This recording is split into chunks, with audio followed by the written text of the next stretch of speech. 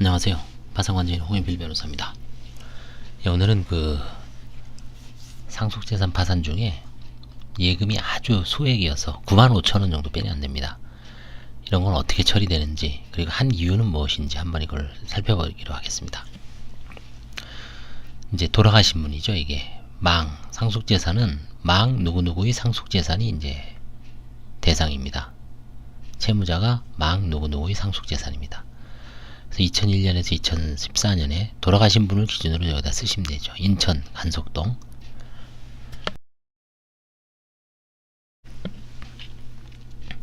여기는 이제 왜 사실조회를 했냐면, 혹시 돌아가신 분이 이때 확정일자부 임대차 계약서에 기해서 임대보증금이 혹시 있었는지, 뭐 좀 고액이었는지 다액이었는지 그걸 살펴보기 위해서 해봤습니다만, 확정일자를 부여받은 적이 없습니다. 그러니까 보증금 몇백에 월세 몇십만원 내고 그냥 산 거죠. 그런 거 확정일자 안 받는 경우가 많습니다. 2014년에 17년 사이에 강서구 화곡동에 사셨는데, 이때는 이제 고시원 월 정액제로 15만원씩 내고 좀 열악하게 사시다가 2017년 1월 26일날 돌아가셨습니다. 그래서 이걸 신청한 거는 누가 했냐면 어머니가 했습니다. 노모가.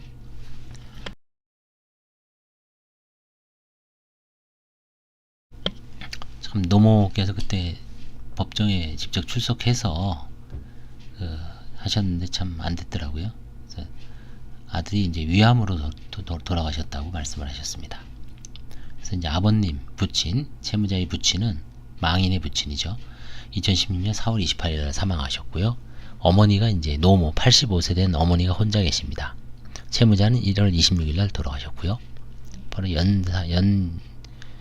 얼마 안 있어서 남편 돌아가시고 아들 돌아가시고, 이런 아들의 채무는, 망인의 상속 채권은 1억 5,729 1억 5천 정도 됩니다. 그래서 대부분 이제 양대 산맥 자산관리공사하고 국민행복기금입니다. 그래서 이제 이 상속재산 파산 중에 현 채무자 망인의 재산을, 상속재산을 이제 파산재단으로 해서 하는 거죠. 그래서 89,000원에다가 5,000원 더하니까 95,000원 조금 안 됩니다. 95,000원 정도 됩니다. 당연히 채무액은 너무 많으니까 포기했습니다. 망인은 세무서의 사실증명서 이해할 때 2001년경 잠시 보일러 공사 등 사업자 등록을 한 사실은 있는데, 이후부터 현재까지 채무자는 주로 건설 현장의 일용직 소득에 의존하여 생활한 것으로 보이고 소득 수준이 높지는 않았습니다. 망인이 주민등록상 주소지로 과거 2001년에서 2014년경 생활한 인천시 간석동 주민센터에 사실조회한 결과 임대차 확정일자 부여 사실이 없는 것으로 보아 임차보증금 등 재산은 없었던 것으로 보이고, 그리고 2014년부터는 강서구 화곡동 소재 고시원에서 생활해오던 중 사망했습니다. 이 임대차 확정일자 부여 사실이 때로는 되게 중요한 데가 있습니다. 제가 오늘 이제 마지막 보고서 낸 거 100기인데 4월 10일 날 이제 발표를 하는데, 보고하는 거죠, 법원에.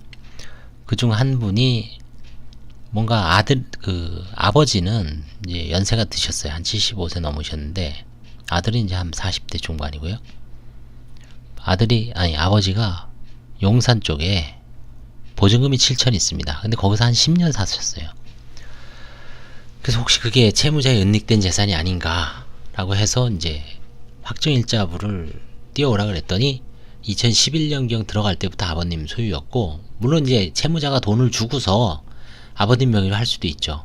그렇다면 그때는 이 아들이 사업 실패를 안 했거든요. 그런 경우에는 정상적으로 자기가 채무초과가 아닌데 돈을 벌어서 아버님 줄이고 아버님이 아버님 명의로 임대차 계약을 체결했다. 은닉일까요? 은닉이 아닐 가능성이 높습니다. 증여라고 봐야죠.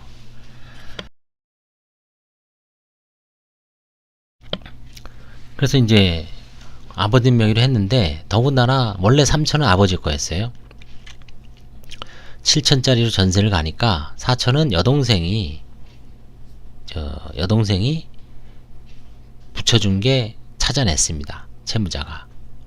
결국은 그 7천만원은 아버님 걸로 한 11년, 9년 이상, 10년 이상 됐기 때문에 채권자들이 어떻게 할 수가 없죠. 그럴 때 유용한 게 임대차 확정일자 신청서.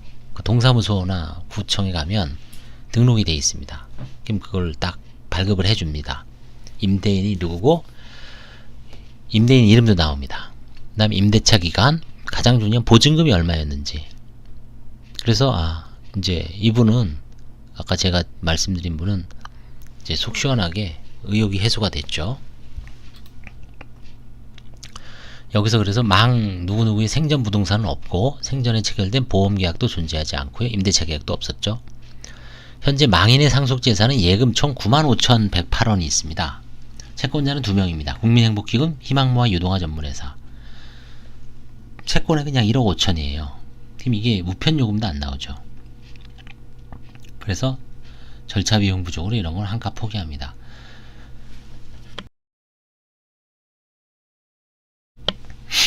자, 그럼 이런 의문이 있죠. 망인의 상속재산이 얼마까지는 신청해야 되고 얼마는 신청 안 해야 되는지. 이게 애매합니다. 뭐 기준, 교과서에도 없어요. 그렇다고 또 가만히 있자니 또 불안하죠. 단순 승인 낼까봐. 여기서는 그래도 나름대로 상속재산에서 관제인이 절차 비용으로 포기했으니까 그 망인의 상속인인 할머니가, 어머니가 이걸 뭐 굳이 쓰겠습니까? 그냥 처박아 두면 그냥 그대로 돼 있는 거죠. 스톱된 상태로. 은닉도 아니고, 그쵸? 또 관제인이 한가를 포기했죠. 그쵸? 별 문제가 없습니다. 근데 만약에 이 금액이 채권은 이제 뭐 다 초과가 되니까요.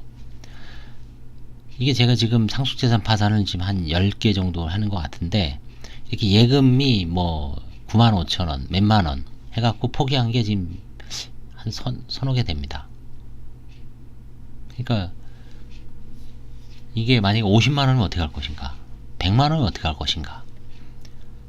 그래서 제 기준으로 제가 생각하기에는 한 50만원 이상은 하는 게 낫지 않을까 싶어요. 상속재산 파산 신청에 관제인 선임 비용이 30만원이기 때문에 한 30 플러스 알파 한 50만원 정도면은, 물론 이제 본인이 관제인 선임 비용을 예납을 해야 되겠지만 30만원 예납하고 관제인은 50만원을 채권자들한테 나눠주면 뭐 채권의 금액의 많고 적음을 떠나서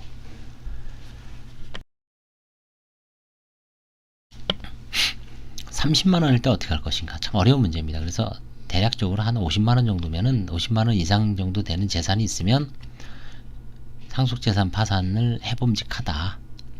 예를 들어서 뭐 관제인 선임 비용을 100만원, 200만원, 300만원 예납할 때는 생리적으로 아예 절차 비용 부족이 드러나니까 법원에서는 선임도 안 시키겠죠. 근데 지금같이 30만원일 때는 50만원 하더라도 해야 될 것 같습니다.